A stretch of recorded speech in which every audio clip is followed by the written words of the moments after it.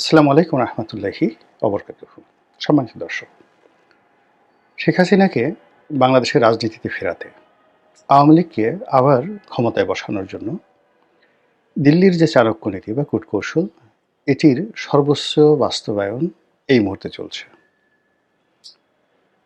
তারা একদিকে বাংলাদেশে যে কনসুলেট অফিসগুলো রয়েছে, দূতাবাসগুলো রয়েছে, যেমন কলকাতাতে রয়েছে, আগরতলাতে রয়েছে, দিল্লিতে আছে দূতাবাস, আর অন্য অফিসগুলো কনসুলেট অফিস। তারপর মুম্বাইতে আছে। তো এই জায়গাগুলোতে খুবই পরিকল্পিতভাবে বিক্ষোভ করাচ্ছে, ভারতীয় নাগরিক যারা আছেন বিক্ষোভ করাচ্ছে, এবং সেখানে যারা উগ্রবাদী হিন্দু রয়েছেন তারা শত শত মানুষ একত্র হয়ে সেই বাংলাদেশ সরকারের জন্য, ডক্টর মোহাম্মদ ইউনূসের জন্য ভীষণ রকম বিব্রতকর এবং পরিস্থিতি, মানে অসম্মানজনক একটা পরিস্থিতি তারা তৈরি করে সেগুলো ইন্টারনেট প্রোটোকলের মাধ্যমে সারা দুনিয়াতে ছড়িয়ে দিচ্ছেন। এবং ডক্টর মোহাম্মদ ইউনূসকে নিয়ে আমরা বাংলাদেশে অনেকে সমালোচনা করি, কিন্তু তার সম্মানহানি হয়, মর্যাদাহানি হয়, এই ধরনের কাজ আমরা বাংলাদেশে এখন পর্যন্ত কেউ করিনি। কিন্তু দিল্লি এটা শুরু করে দিয়েছে, প্রচণ্ডভাবে শুরু করে দিয়েছে, এবং এটি নিয়ে আমি আলাদা একটা ভিডিও করব। তো এটা বর্তমান যে সরকার, অন্তর্বর্তীকালীন সরকার, এটা খুব সিরিয়াসলি কগনিজেন্সি নিয়েছে। কগনিজেন্সি নিয়ে তারা কি করলো, ভারতীয়দের ভিসা বন্ধ করে দিয়েছে। আগরতলা অফিস, তারপরে দিল্লি অফিস, মুম্বাই অফিস, এই তিনটি অফিস থেকে ভিসা বন্ধ করা হচ্ছে, এবং অন্যান্য কনসুলেট অফিসগুলোও আলটিমেটলি ভিসা বন্ধ করে দিয়েছে বা দিবে। এই হলো অবস্থা। এটা ভারত কল্পনা করতে পারেনি। এর কারণ হলো তারা বর্তমান সরকারকে চাপে ফেলার জন্য এই কয়েকদিন আগে বাংলাদেশের যে ভিসা কার্যক্রম, ভারতীয় ভিসা সেন্টারে, সেটা তারা বন্ধ করে দিয়েছিল। কিন্তু এতে সরকার দমেনি। ফলে কি হলো, ভারত অনেকটা নাকে খত দিয়ে স্বেচ্ছাপ্রণোদিত হয়ে সেই ভিসা সেন্টারটি চালু করেছে। এরপরে দিল্লিতে যে ঘটনাগুলো ঘটেছে, কলকাতাতে যে ঘটনা ঘটেছে, আগরতলাতে যে ঘটনাগুলো ঘটেছে বাংলাদেশ কনসুলেট অফিসের সামনে বা দূতাবাসের সামনে, এগুলোর কড়া প্রতিবাদ, নজিরবিহীন প্রতিবাদ করেছে কূটনৈতিক পর্যায়ে বাংলাদেশ পররাষ্ট্র মন্ত্রণালয়ের পক্ষ থেকে। আর এই ঘটনার প্রেক্ষিতে যাকে বলা হয় ভারতীয় রাষ্ট্রদূতকে নজিরবিহীনভাবে ডেকে পাঠানো হয়েছিল, এবং আজকে যখন আমি এই ভিডিওটা করছি, আজকের এই দিনটিতে 23 তারিখে আবার ভারতের যে রাষ্ট্রদূত মিস্টার প্রণয় বর্মা, তাকে ডেকে পাঠানো হয়েছে। তো এত অল্প সময়ের মধ্যে পরপর দুইবার আমাদের মন্ত্রণালয়ে ভারতের রাষ্ট্রদূতকে ডেকে পাঠানো, এটি নজিরবিহীন ঘটনা এবং ভারতের জন্য ভীষণ রকম অবমাননাকর। তো সেই যে ভারতে যে অবমাননাকর পরিস্থিতি, সেই পরিস্থিতি একটার পর একটা ঘটনা ঘটে যাচ্ছে, যাকে বলা হয় যেখানে ভারতের নিয়ন্ত্রণ থাকছে না। সেটা কিভাবে? ধরুন, আমাদের ইতিমধ্যে আমরা সবাই জানি যে রাষ্ট্রীয় প্রোটোকলে ভারতের যারা এজেন্ট রয়েছেন বাংলাদেশে, তারা সরকারের অতি গুরুত্বপূর্ণ জায়গাতে বসবাস করেন বা সেখানে তারা আছেন। তো সেই ক্ষেত্রে এই মুহূর্তে সরকারের যে গুরুত্বপূর্ণ মন্ত্রণালয়গুলো রয়েছে, সেখানে ভারতের অনেক এজেন্ট আছে, এতে কোনো সন্দেহ নেই। আবার এর কাউন্টারে আমেরিকার এজেন্ট আছে, এর কাউন্টে আবার পাকিস্তানের এজেন্ট আছে।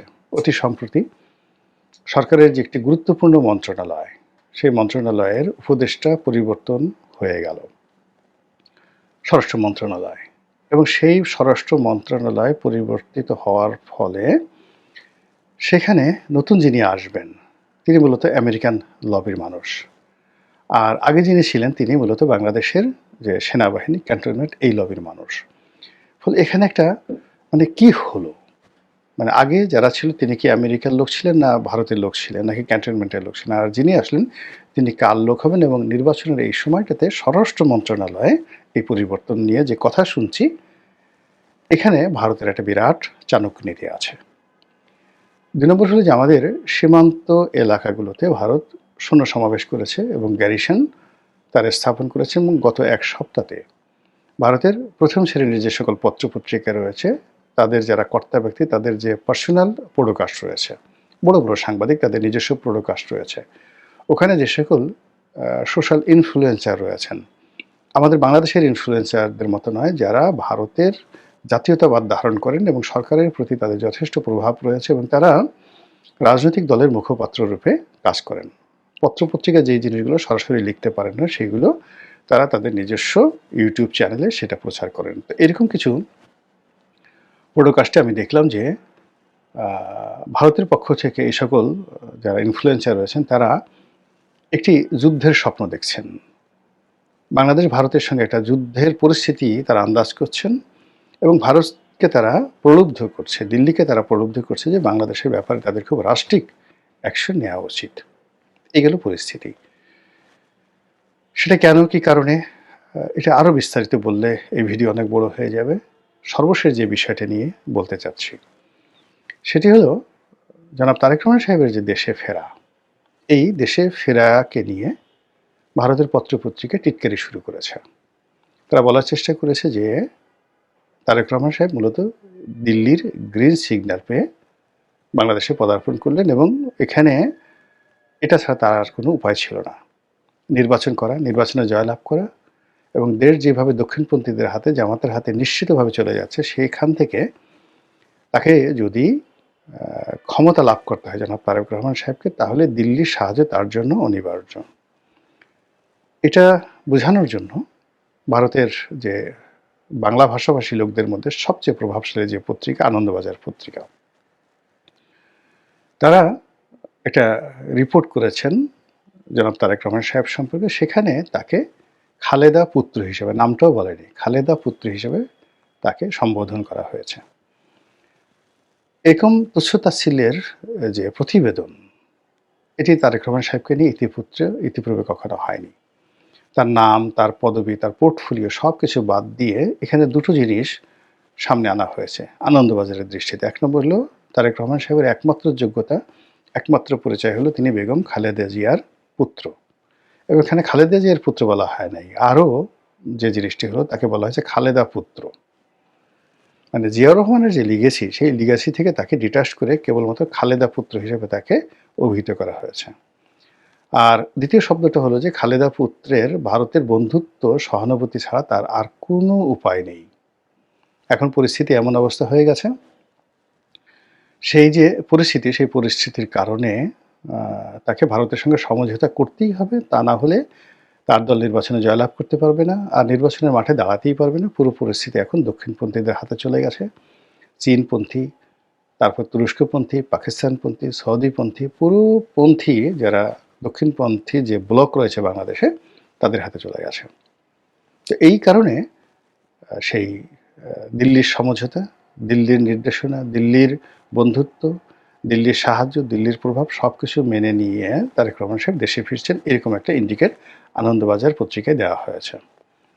আর এটা নিয়ে বাংলাদেশে যারা তারেক রহমান সাহেবের বিরোধী, বিএনপি বিরোধী, তারা কিন্তু কথাবার্তা বলছেন।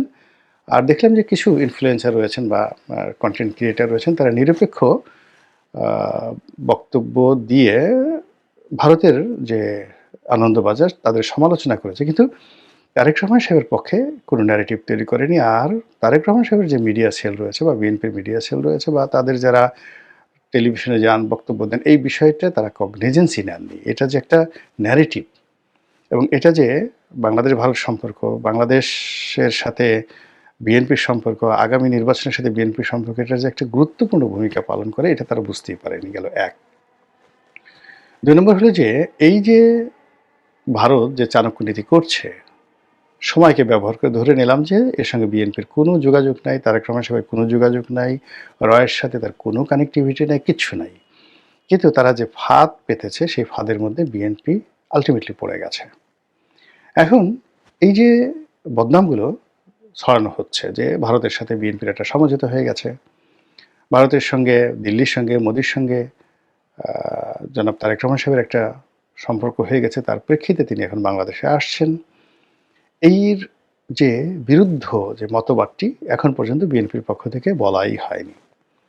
দ্বিতীয় মতবাদটি তারা বলবেন উনি আসার পরে, যে তারেক রহমান সাহেব যে আসছেন মূলত দিল্লির শর্ত মেনে, আর দিল্লির শর্ত হলো আওয়ামী লীগকে পুনর্বাসন করতে হবে, নির্বাচনে অংশগ্রহণ করতে দিতে হবে, অথবা নির্বাচনের পরে বিএনপি যখন ক্ষমতায় আসবে তখন আওয়ামী লীগকে ওয়াক ওভার দিতে হবে এবং আওয়ামী লীগকে রাজনীতিতে পুনর্বাসন করতে হবে এবং এই সময়টিতে যা কিছু হয়েছে সব কিছু বাদ দিতে হবে। এবং এই কথাগুলো যাকে বলা হয় যেভাবে প্রচার করা হবে, সেই প্রচারের বিরুদ্ধে ন্যারেটিভ তৈরি করার জন্য মিডিয়া থেকে শুরু করে অন্য কোনো জায়গাতে বিএনপির শুরু হয়নি। বিএনপি যেটা চেষ্টা করছে সেটা হলো দেশের মূলধারার যে গণমাধ্যম, এখন মূলধারার গণমাধ্যম তো খুব অল্প মানুষ পড়ে। ধরেন প্রথম আলো, ডেইলি স্টার, অন্যান্য পত্রিকা কতজন মানুষ পড়ে এবং তাদের দ্বারা যারা পাঠক মানে প্রথম আলোর পাঠক তারা মরে গেলেও মানে বিএনপিকে সাপোর্ট করবে না। তারা সারা জীবনে বিএনপিকে, আওয়ামী লীগকে, এমনকি জামাতকে, মূলধারা যারা রাজনীতি করেন তাদেরকে ঘৃণা করছে। তো কাজে এই মুহূর্তে মূলত অন্যান্য যে সকল পত্রপত্রিকা রয়েছে, তো দেখলাম যে অন্যান্য যে সকল পত্রপত্রিকা যাদের সমাজে ইনফ্লুয়েন্স রয়েছে, যেমন ধরেন ইত্তেফাক আছে, নয়া দিগন্ত আছে, কালের কণ্ঠ আছে, বাংলাদেশ প্রতিদিন আছে, যুগান্তর আছে, এই পত্রিকাগুলোর মাধ্যমে যে একটা ন্যারেটিভ তৈরি করা হবে, সেই ন্যারেটিভ তৈরি করার মতো না আছে লেখক, না আছে কলামিস্ট, না আছে সাংবাদিক। এখন তারা যেটা চাচ্ছে তাদেরকে রেডিশনে এনে খাওয়ালো, তাদের দ্বারা তারেক রহমান সাহেবের প্রশংসা করালো, আর এতেই মনে করলো যে আসলে হয়ে যাবে, এতে করে পুরো পরিস্থিতি আরও তাদের বিরুদ্ধে চলে যাবে।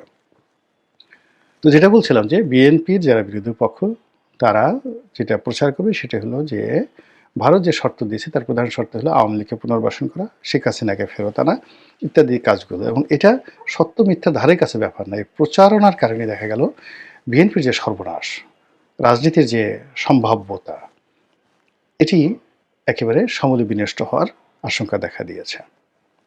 আর এরকম ঘটনায় প্রতিপক্ষ নিশ্চিতভাবেই আপনি দেখবেন যে কাঁঠাল ভাঙবে বিএনপির মাথায়, কিন্তু ফলাফল যারা কাঁঠালের যে স্বাদ, আহ্লাদ, রস এসব যাকে বলা হয় গ্রহণ করবে বা খাবে বিএনপি বিরোধী শক্তি, বিশেষ করে জামায়াত ইসলামী।